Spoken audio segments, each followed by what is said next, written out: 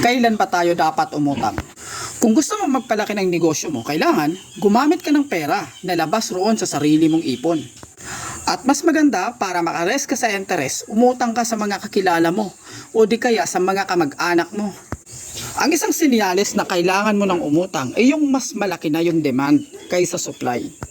Na sigurado, pag umutang ka, mababayaran mo to. Dahil meron nang nag-aantay sa product, doon ka lang umutang.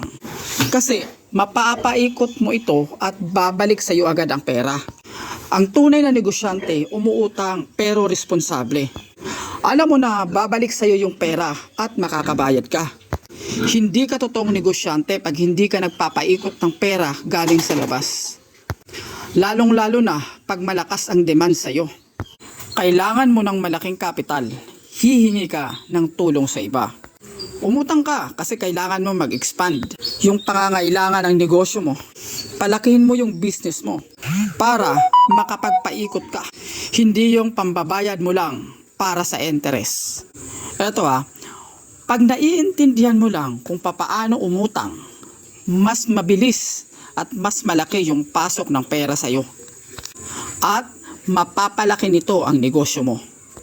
Matakot ka lang umutang ng pera kung wala kang maayos na plano.